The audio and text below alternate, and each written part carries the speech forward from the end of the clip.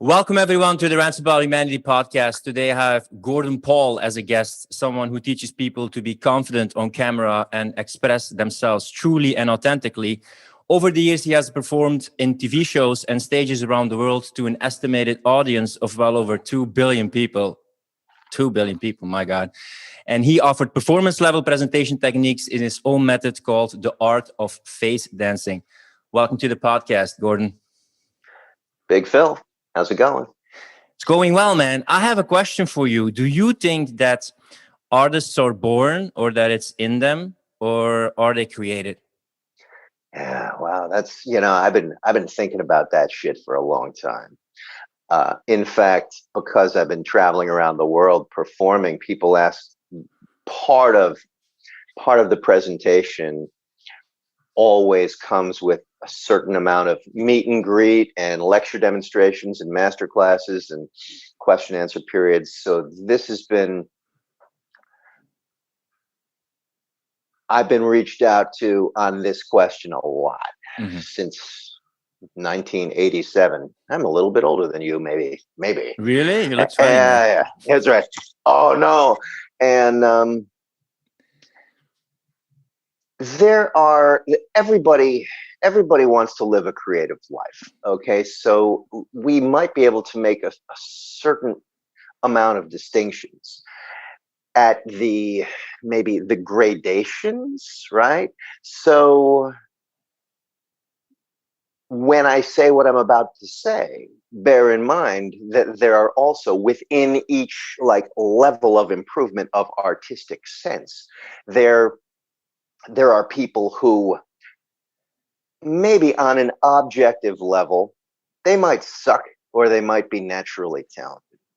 And then again, there's also the subjective level of whether I think their stuff actually is good, which has nothing to do with whether or not they are an articulate artist, right? So there are people who I don't deny their talent, and yet I think what they do sucks.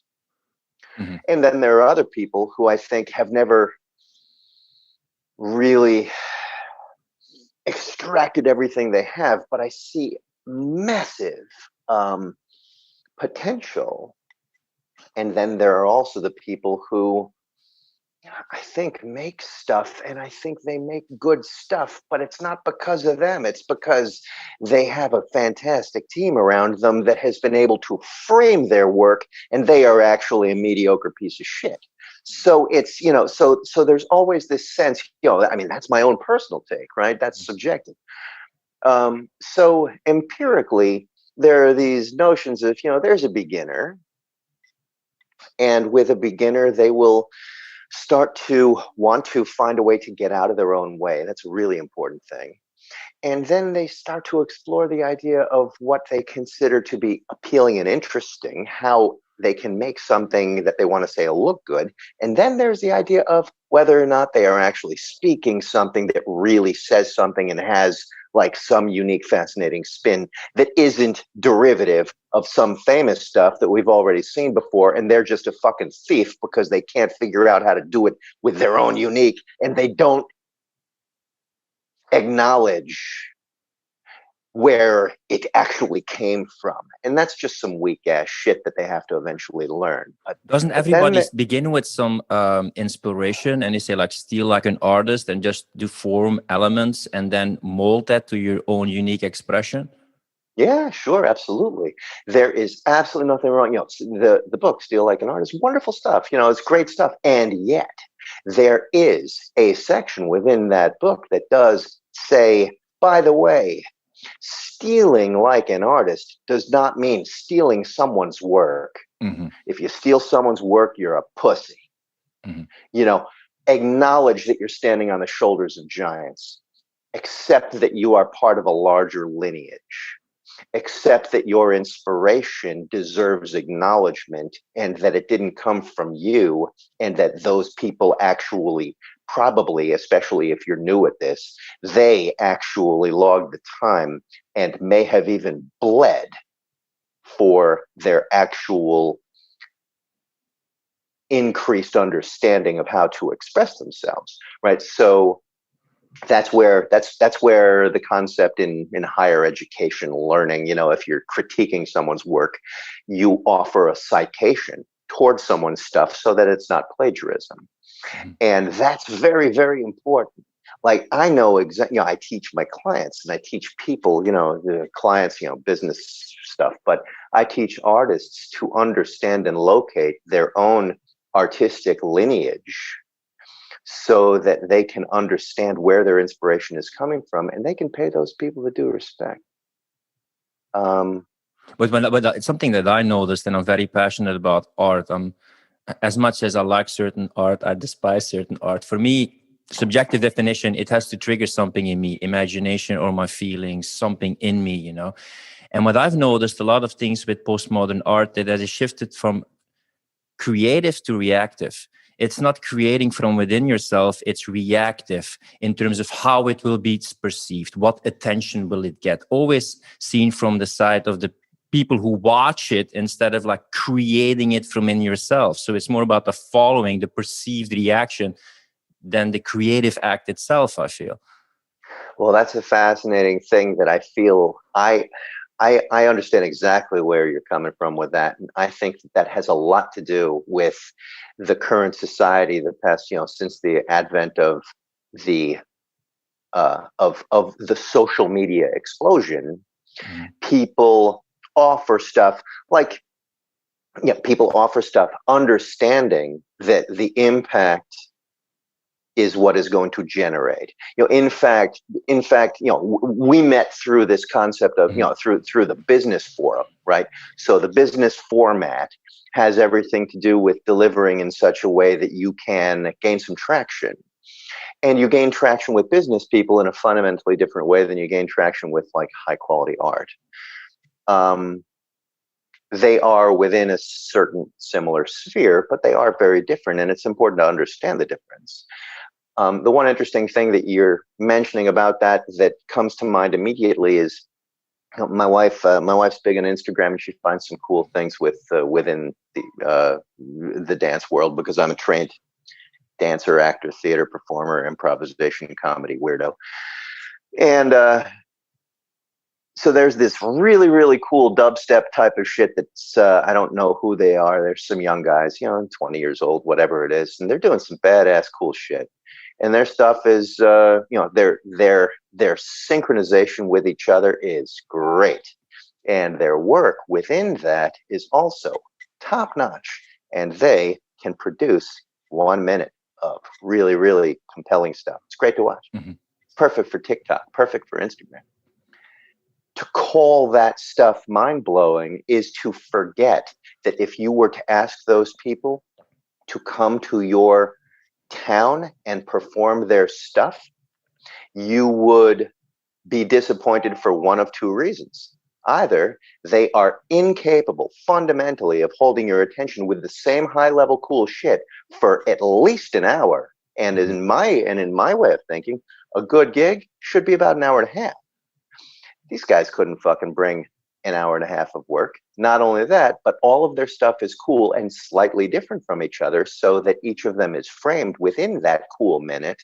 And if you put that same stuff side by side for a maximum of 20 minutes, you'd be bored to tears because it's all monotone. So the idea of impact on a 30-second level does not mean that you become some kind of wunderkind artist that can actually deliver something that has value that goes beyond a fucking attention span of a mosquito. Mm-hmm. But, and I think that that's where we are right now. I know some brilliant dancers and some brilliant performers and some fantastic actors who won't gain traction with their stuff because the two-dimensional format of camera and camera universe will fall flat on work that cannot hold that type of attention, but is gangbusters mm-hmm. in a theatrical setting. Mm-hmm. This is where we are now. Yeah, and you as a coach also have to navigate it, because you could give the best content and best performance, but if you can't catch the attention, even though the attention span is short, you have to play with how humanity is right now, because else you don't get noticed. And when you don't get noticed, it doesn't matter how good you are. You know, it This will still is be difficult to get gigs and be booked and be hired. completely. Yeah. So, that's why it just came in a fascinating time in my life where everything sort of conspired to allow me to articulate this particular way of being a coach online for people, and that it falls at this time with COVID and, just, 2020, which I was thinking of this last night. We'll talk about 2020 in just a moment, but, it just fell at the right time for me. So what I offer online is a glimpse into creative brilliance, and whether or not people like what I do, I don't give a fuck. The people who like it, they're ready. I made my bones in this, so I'm very comfortable saying what I say the way I say it. And the idea of unedited brilliance on camera, so that you develop your camera confidence in your message in order to articulate and bring it like gangbusters, automatically or inherently precludes some of the types of work that I have in my video that I don't need people to see that particular stuff because it's not within this particular wheelhouse, so it's unnecessary. Although I have been feeling a lack. I've been feeling some empty space inside me because my creativity has been overtaken by some of my business development skills and the way I train people, and just a small portion of what I choose to do, of what I love to do. I've been also a performer for about 16 years. I did hip hop. I performed at stages, freestyling, improvising, which I love to do. I'm a huge lover of language.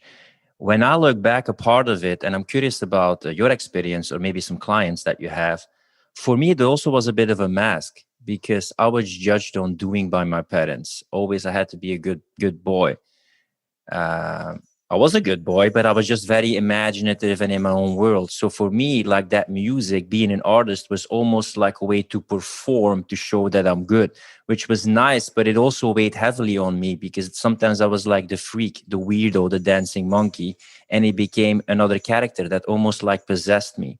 Until in my 20s, 30s, I realized I liked that part, but I'm playing this role too much. It almost took like over me to again become a performer, not only in art, but also a performer in life. Did you notice that in your life? Do you notice that with clients, or you see a lot of people, especially stand-up comedians, that they're brilliant in performing, but they carry a lot of low self-worth or lack of meaning within themselves? Well, yes. I mean, the answer is yes, and the answer, and I also get completely where you're coming from. I know you were the front man, or at least in a fashion, the front man of a sort of hip hop fusion type of house thing. And, being up on stage in front of a lot of people, you have a persona, and it can be very confusing, or at least hard to re-enter your own life after some kind of gig, or after a tour, or after some long-term event. And you also, when people identify with what you do and identify you as a particular portion of your own character, they can approach you. There have been many years where I would walk into a restaurant to have dinner with my wife, and people would stop me on the way to get to the table. Hey, how you doing? Where you been? Where you coming from? And I had a hard time just saying, I'd love to talk to you. And what I do now, because I'm better at this, is I'd love to talk to you, but I'm having dinner with my wife. Good to see you. Take off. But back then, I assumed the role. I knew what I was going to be getting into, and I gave everybody a few minutes, and my wife would be sitting at the table waiting for me. I mean, how fucking rude is that? So I'm reminded of a quote by Bob Dylan, and it's a really good one. He said, "Just because you like my music doesn't mean I owe you any." So on the other side of what you mentioned is the notion of art and creativity is welcomes people in the safe haven of the world of freaks. Mhm. So that if you have something to say and you feel like you've been stifled in your life somewhere else, often by parents and friends and family, older brothers and sisters, people desperately trying to protect you from the fact that you'll never earn a fucking dime if you go in that direction. Yeah, they say, what if everybody would do like this? And I'm like, I would be happy because that's the way I'm thinking. That would fundamentally shift the economy of the world. It would fundamentally shift the concept of business. People would stop behaving like sheep. Mm-hmm. Ooh, buy Nike. Wow, Nike really speaks to me. Oh, really? Nike? I just want your fucking money. Yeah, and that's so heavy on education. That's why I like Rebel with the cause, thought leaders, artists, creatives, change makers so much, because you've been told so much, no conform. You're stepping out of the prescribed narrative, and you have to fight so much just for being yourself or expressing yourself in a way without being oppressed. And that often creates a lot of fighter mentality or sometimes even resentments towards the establishment or the normal people, because you had to stand up so much just to be allowed to be who you are and express how you want to express yourself. Yeah, and it's, when some artists get really militant about their particular stance in life because they have spent so much time having to defend themselves, Mm-hmm. and they defend themselves from those who feel threatened by the fact that they are saying there's another way of looking, and artist artist as revolutionary. I preach honing and forging your own personal revolution through your work. Most people, I believe, most people have a hard time getting out of their own way and saying what they fucking mean, saying what they Mm-hmm. really fucking mean. So some people really want to. And if you say the things that they only dare to think in their head, if you're able to actually express in words on paper and video, film, song format, if you can actually liberate them by saying what they mean for them, that's how you actually gain people saying, wow, I really, I want some of what he's drinking, um It's but almost like an echo of your authentic self. I learned this from a great book, which is Man's Search for Himself by Rollo May. And he also talks about the panopticon. And panopticon is something that Jeremy Bentham coined, and it's the term with the prison. You always feel watched. So you always feel like somebody is watching how you're performing. Now, even with like Instagram, it's always with a filter, censorship of speech. You have to be filtered beforehand. And it's very difficult in that situation where you constantly watch, constantly filtered. You don't get feedback from your genuine, authentic self to just be an authentic, independent human being. and the one of the fascinating aspects of wanting to present yourself in any particular way is that you want to understand what it is, not only that you want to say, but how to say it in a way that it comes off the way you intend. Now, the simple thing, the simple thing in business is that you get to tell people what their takeaway is. You get to explain to them exactly what this stuff does. With art, you can't. Mm-hmm. I don't think you should. There are some aspects of music and certain types of performance where people say, wake the fuck up, do this now, get out the vote, be yourself, stop believing in the, whatever they're fucking saying, question authority, all that Mm-hmm. stuff. There's a militant notion to, punk rock came from that. Mm-hmm. But mostly you work within offering analogy and offering storyline as a mirror to the world so that people can come to their own conclusion Mhm. and come to the conclusion you're hoping they will without you telling them. That's the esoteric brilliance of something that's operating on that highly creative plane. Maybe that is it's a good point that you make, because that's also what I like about art, that it involves the participant to use their own imagination or make it up for themselves or come to their own conclusion. And maybe that is why artists are so dangerous, because I feel in this point in time they don't want people to reach their own conclusion, think for themselves. They want to have a prescribed reality where the solution is like one thing that you can only adhere to. And I think that's so dangerous. That is why artists are such true revolutionaries. But now art seems to be, completely in the back. Like, yeah, when society goes well, then art is nice and go to a theater or whatever. But when it's not going well, it's not essential. No, then it's more essential than ever to go back to the basics and communicate super important values and things to pay attention to. I agree. Vladimir Nabokov was sent to Siberia, right? The Gulag Archipelago housed scientists and artists, thinkers and writers, poets. People get persecuted in places where there is imperial authority exerted upon the people, because art asks you to reconsider the fundamental the fundamental building blocks that you're being told to trust.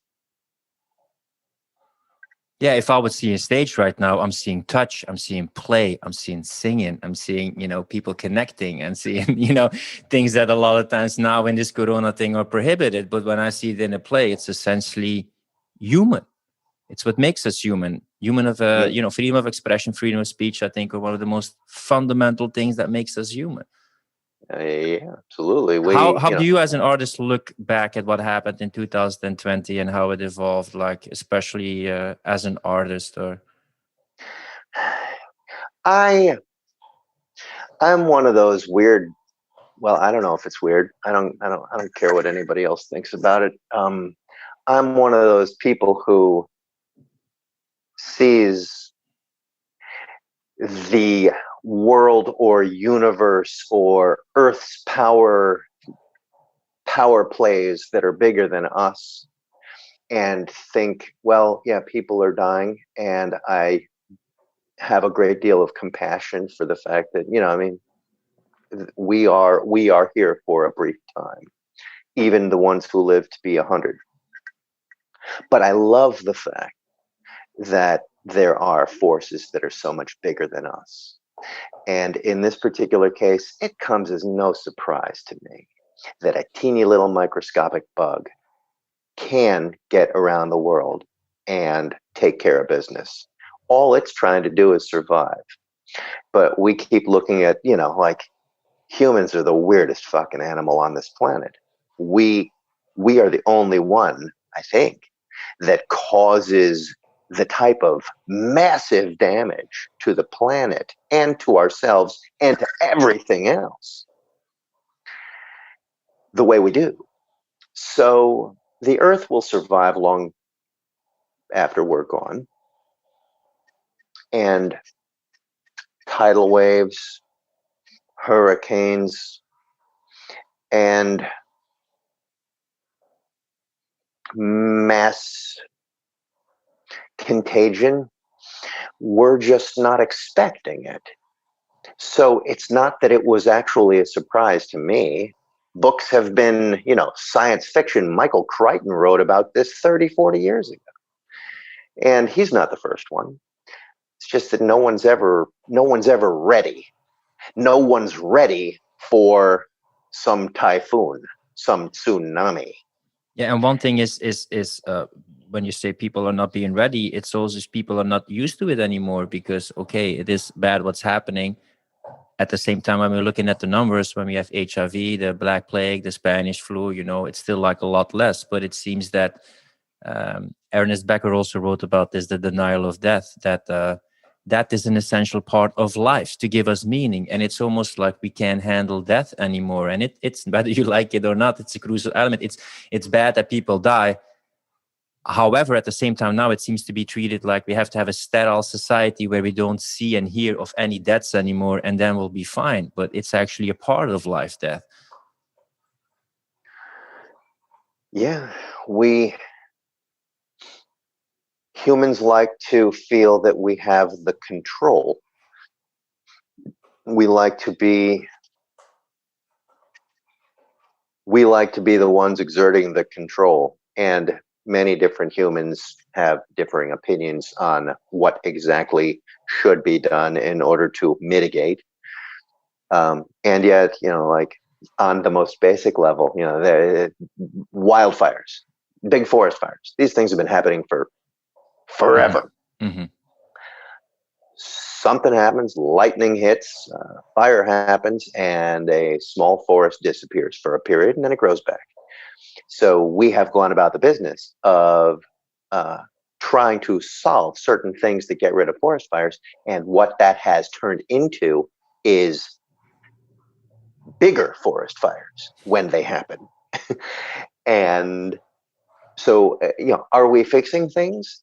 If, and I know that this is a fake thing, but it's a neat concept, that whole idea of if the if one day the earth woke up and there were no more humans, in 100 years the earth would flourish.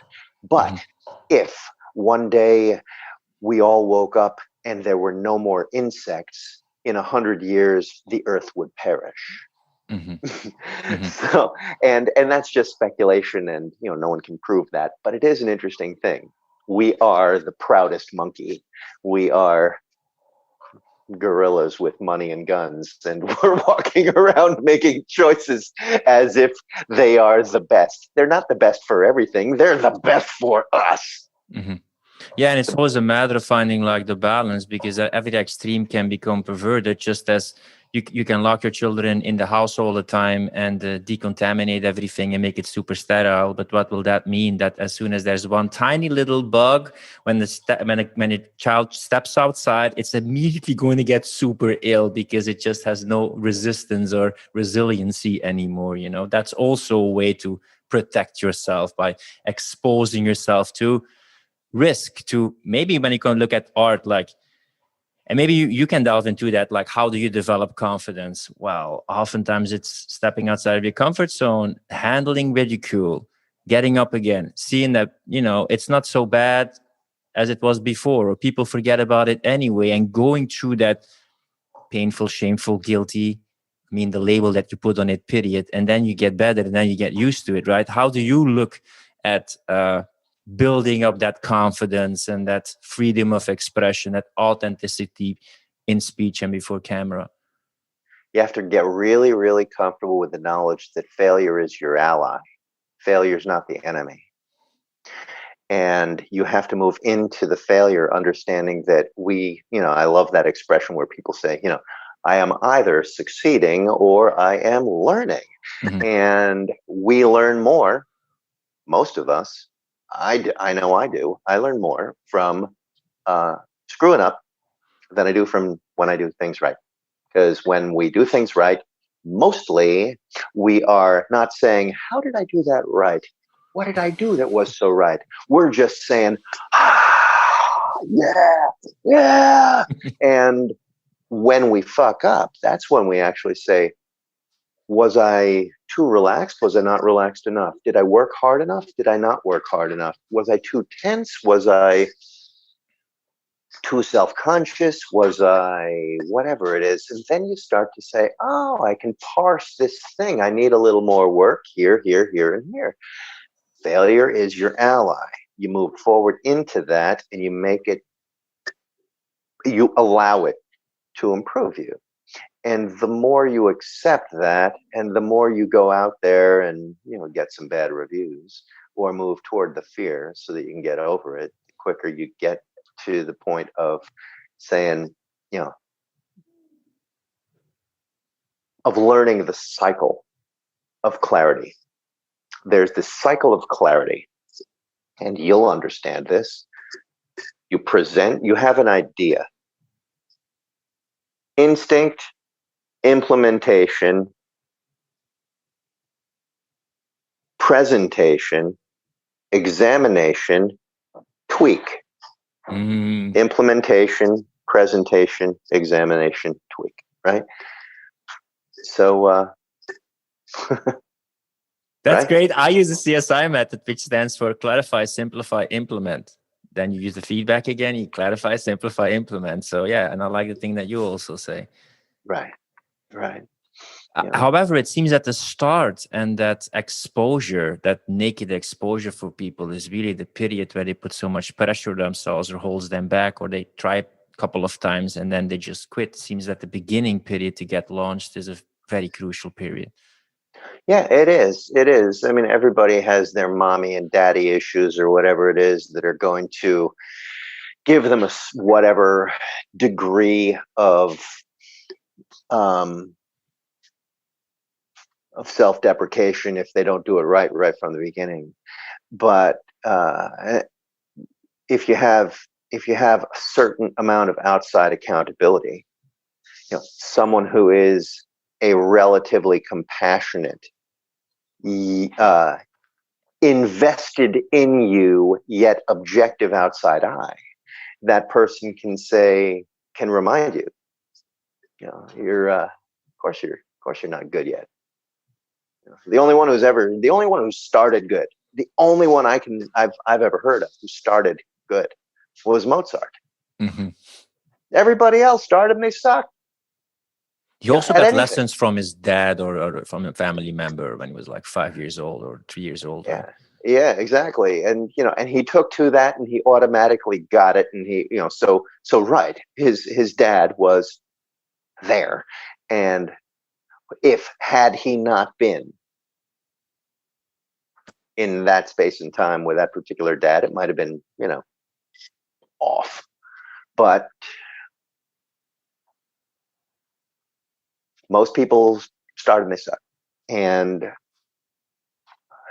get okay with that. Get okay with that. And on one hand, it's also the difficulty starting. That's difficult with, but a lot of times, and my clients often have this perfectionists, and it's good to keep on repeating it until you nail it, right? Like, your gestures, probably you did it like a gazillion times just to get the delivery right.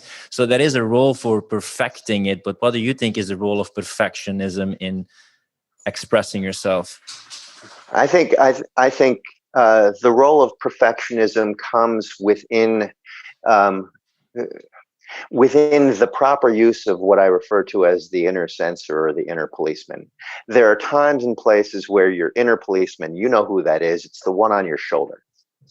It's the one telling you that's not good enough. That's, and all picking it apart.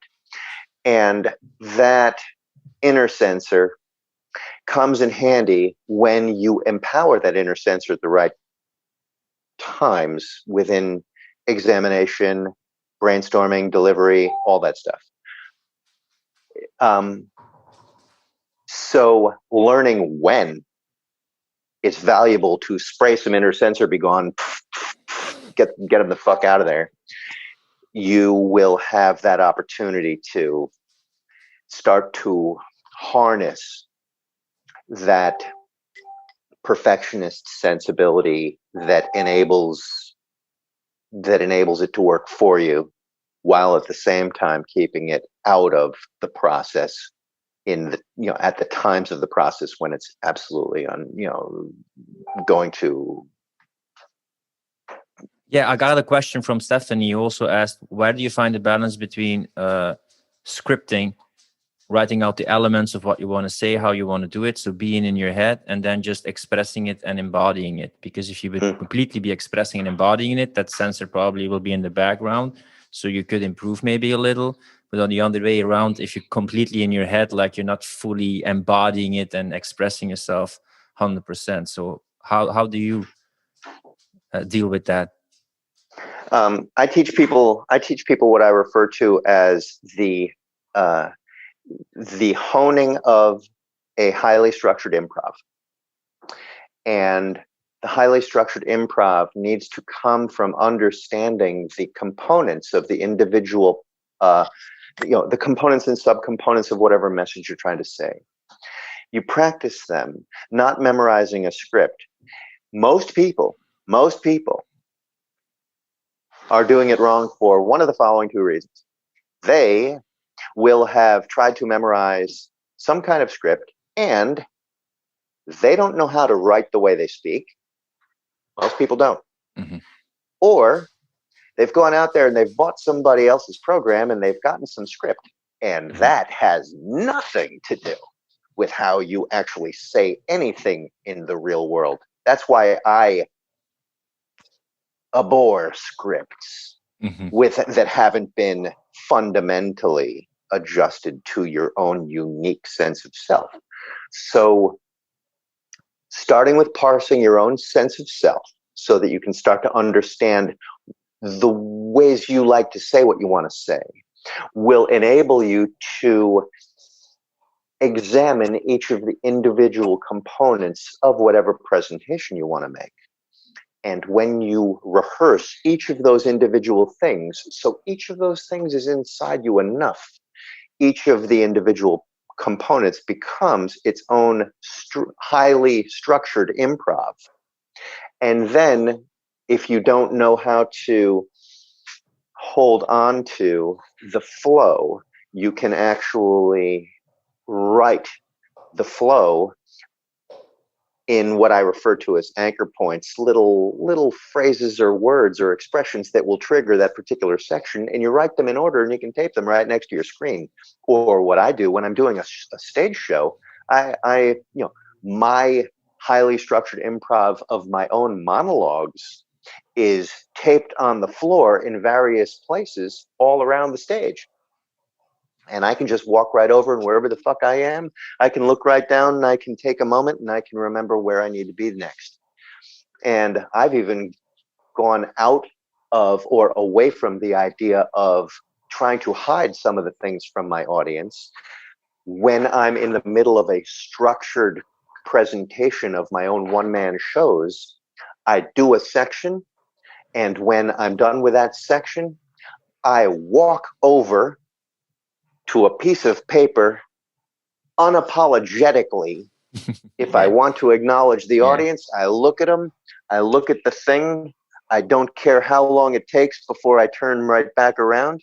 When I'm ready, I drop that thing, I look right back, and I walk over and I do the next thing. It's just anchor points in large form or small form.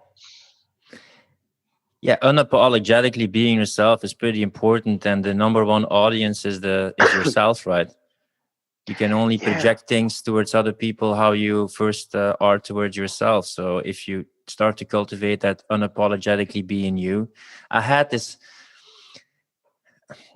once in a while. I have a LSD experience and I have a date with myself, and I mostly do it like in musea. Right, I did it in the Prado Museum, Uffizi Galleria, like with really great art, and nothing weird happens. Just me enjoying art. It cultivates my imagination. You know, it's for me, it's like a great thing.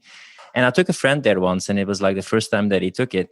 And he was like thinking, like, what will people say? What will they do? And I said, like, people will treat you how you're treating yourself, how you're viewing yourself. So if you think I'm just here enjoying myself in the museum, I'm not going to buy a ticket, it's going to be fine. It's going to be fine. So that was one of the ways where I learned also when I performed on a big stage. I was the number one thing is that I enjoy myself. And the crowd will enjoy themselves if I enjoy myself. And that is what I'm going to make the number one priority, with enough preparation, of course, that you're like professional.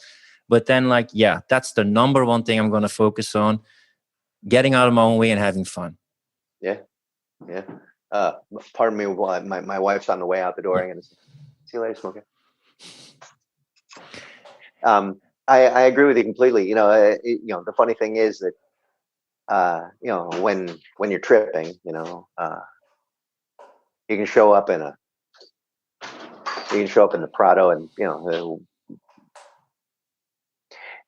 if you accidentally decide to take a shit in the center of one of the rooms, you'll probably, that's a faux pas, and they'll call the cops. Yeah. However, if your compadre has a series of small little written notes, framed on pieces of metal, and pops it right down in front of you saying, human and feces live performance 2020, then suddenly you actually might get away with it. Yeah. They cleaned up some modern art and saying like, whoa, you cleaned it up. It actually was modern art. It cost so many thousands of dollars, It was so fascinating. It moved me. Say, really? Okay, yeah. Yeah, one of these experiences also learned me that what you perceive influences how you feel, and what you feel influences what you perceive, and you can shift with that. And when you can learn how to put that energy and that focus, like you sometimes teach, like with the audience, or you just don't talk to the camera, talk to one person and just embody it, play with that perception and that feeling, you can really create that environment and that vibe and feeling that you want. I've been thinking a lot about this idea, and I'm starting to compose more of some of my exercises that I teach my group under the part of it under the rubric of this phrase I refer to as conceptual drift, right? So you start someplace, and as you articulate a concept, it will move in the direction that it deserves and needs to. And that drift is not something that you can inherently control, but it will enable you to locate it better as you go into it and get out of the way of what it wants to, what it wants to say and how it wants to say it. So we think of these different aspects of conceptual drift as their own unique entity as a child, and you let it find its level. So it will drift where it will, and in the ocean you can't control the tide, you can't control the wind, and if you allow that concept to have that its own autonomy, it will actually facilitate your seeing where it deserves to be. Where do you think the role of intuition is then? Is that something that you can cultivate and create, or is that just a matter of letting go and it's already there? It's some people have better natural instinct, and some people have instinct that needs to be honed and perfected over time. And it's the same with artistic integrity. Some people have a natural ability to get it, and other people have to work and work and work and work, and it will gradually come. The level to which it will come is not necessarily something you're in control of, and the perfectionists will always insist that it's never good enough. But you can only find out if you move into the work and open your eyes and your mind to the discovery that comes with that practice.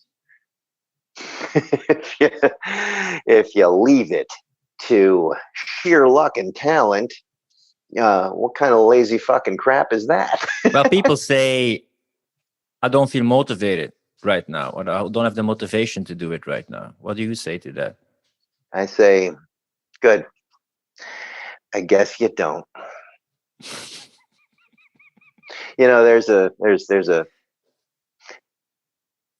I wish I could give you the actual footnote, the actual information, but a famous poet, okay, and it's kind of funny to think of a famous poet because there aren't too many famous poets, but a well-respected poet was approached by a student saying, "How can I become a true poet?" And the answer was, go do anything else. And if you're successful at that and you never do poetry again, you're not a poet.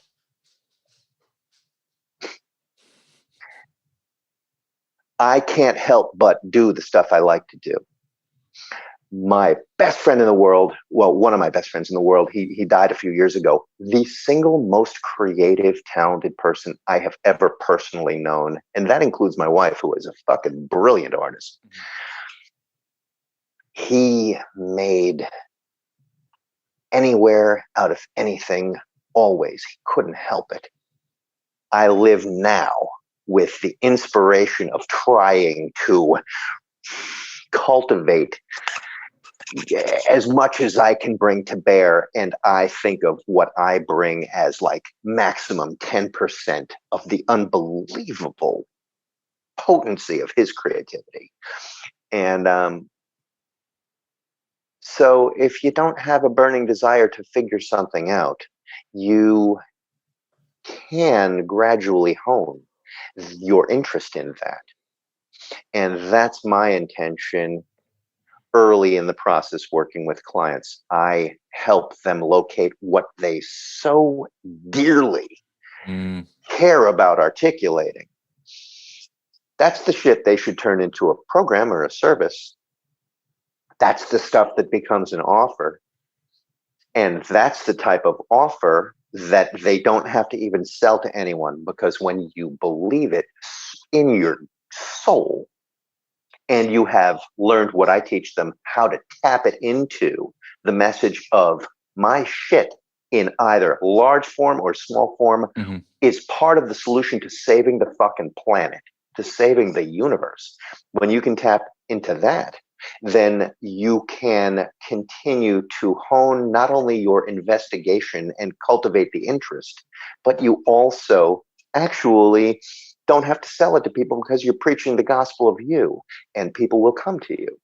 Because it's easy to have like art when you're in the mood or inspired or motivated, but in the end, most of the times it's best when it becomes a duty. I feel like it's my duty to do this for me, for my legacy, for the people who are following me, and I'm just showing up because this is of importance to me. I think shifting then to that kind of attitude is better than just relying on motivation and inspiration, because that will sometimes dissipate. I will always not be there, but just the practice, just the showing up, not the hustling all the time 100%, because some people are too extreme in it. But I think that is very important, to then have the duty of showing up consistently, because in the end, it's not just about you anymore. It's just what about what you're leaving behind or what you're willing to value. Yeah, and right. So you're touching on two different points there. One of which is that the duty to a larger purpose, and one of them is this concept of legacy, right? And a lot of people have a desire to like leave some legacy, and I find that to be I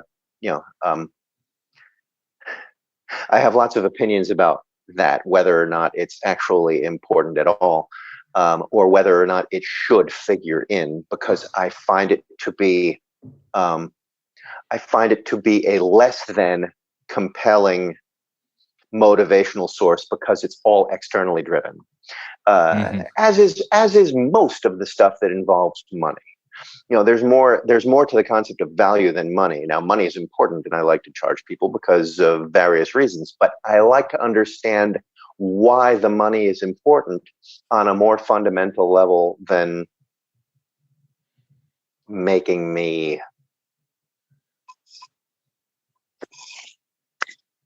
some, giving my bank account a bigger.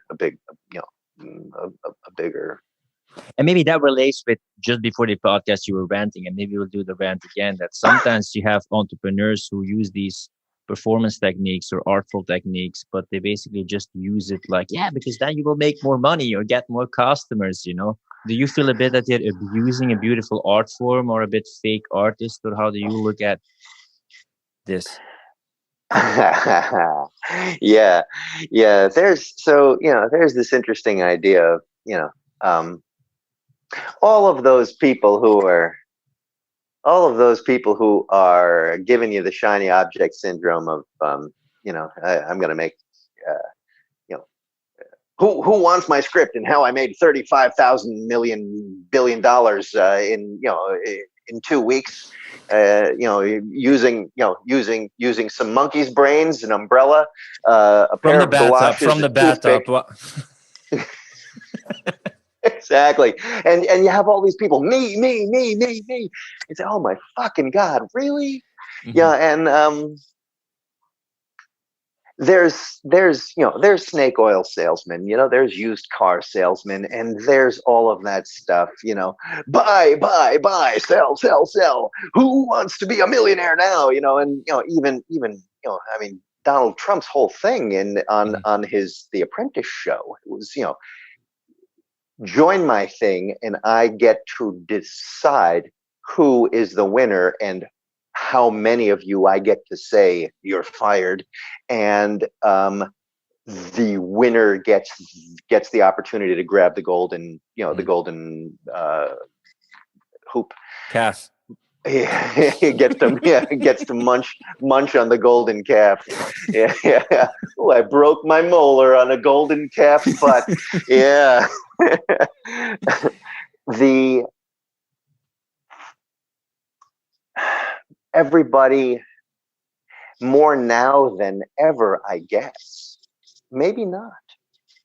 There's a sucker born every minute, Barnum and Bailey Circus, all these people. But certainly now it's easier to see even more claims of there is a get rich quick app.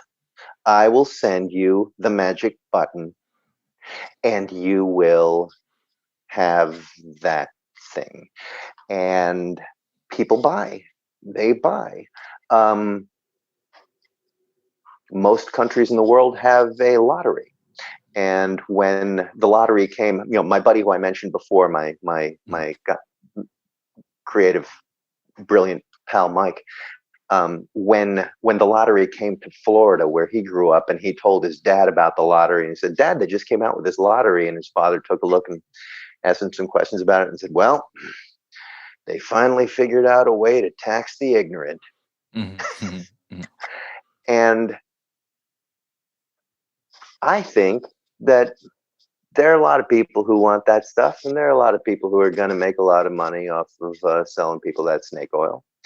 And I also know that there are a lot of people who want to be told the God's honest truth, and they will say, if you say it in the right way, and if you say it from an honest place, and you also believe in what you do, and you're not selling them a bill of goods, you can explain, there's no app for this, because what I'm going to give you isn't just business. And what I say with my stuff, for example, what this actually does is liberate your fucking life. What can I say about that you want to hear if I tell you this will happen over the weekend? Yeah. Oh my fucking God. I'm not going to do that. I'm going to tell you the honest truth. I'm going to tell you that all of these, Steely Dan, great musicians, when they finally got their Artist of the Year award, a journalist turned to them and said, "How's it feel to be an overnight sensation?" Walter Becker said, "Yeah, after 25 years, it feels pretty damn good." 25 years. Most startups, they're not 30 days. A year and a half, 2 years, 5 years, I don't know how long it takes. Yeah, but when I work with my one-on-one clients, and I am also like a truth sayer, I say oftentimes when you set up a business and it's your first business, hopefully, it doesn't fail. It's going to take you at least 2-3 years to figure things out yourself, your offer, your audience, your business. You go through the whole journey. That takes time. It's lifestyle change, it's business change, it's identity change. It doesn't happen in a month. You have to use your circle of clarity, use my CSI method to clarify, simplify, and implement, and then get more clear along the way. And I interviewed, because I was into hip hop like Cypress Hill once, and I asked them like, "Hey, what guys did you like the most? Getting to the top or staying at the top?" Getting to the top. We are so quickly to go to the top, but then all the beautiful views we have on the road to the top and all the struggles, and we get a little bit better and our goalpost moves. That's actually the important moments. That sounds a bit cliche, but that journey, not in the beginning, but in the middle, and then just getting better, like that's a lot more pleasant than being on the top or staying on the top. Yeah, the thrill is in the journey. The journey is a very active, fertile place where you're trying to solve problems, and those problems are esoteric, and you're gonna make a few screw ups, and then you're gonna find one, and when you find one, it's so rewarding.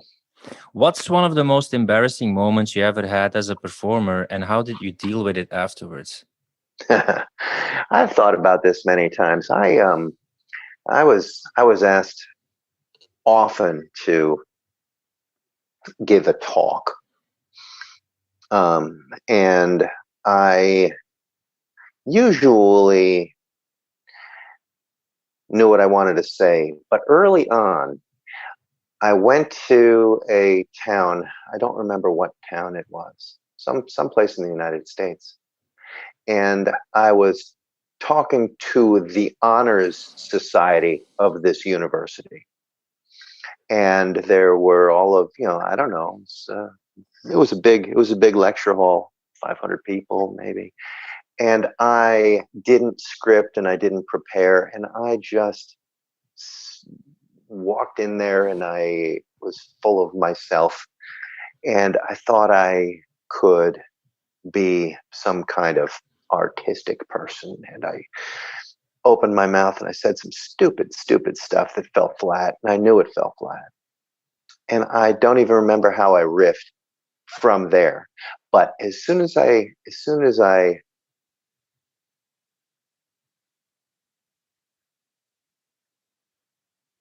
said my first opening comments, which I had thought of, like 2 minutes before I walked out on that stage, Mhm.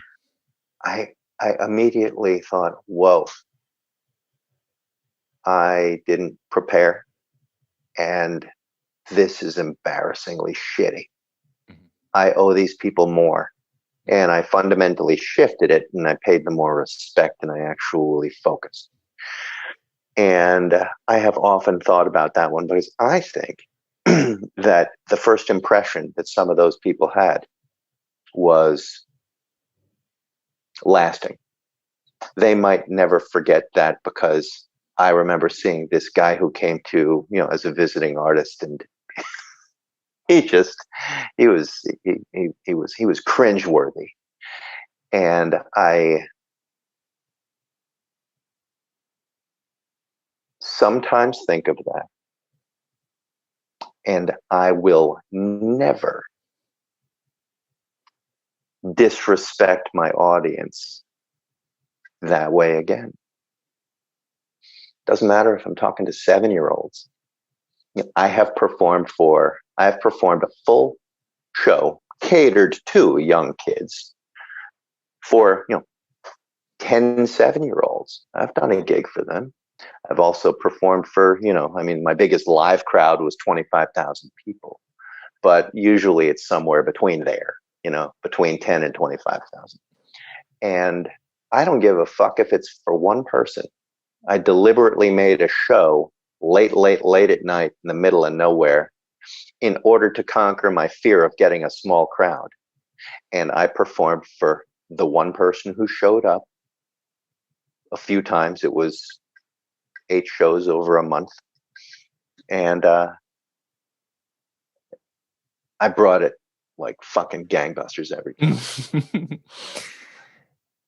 Yeah, those people are also just paying you to have some fun, to have some relief, to have some entertainment. Like, don't take your audience for granted. That's their night of going out and getting outside of their head. So you owe them to give them a good time. At least in the best way that you can. Private gig.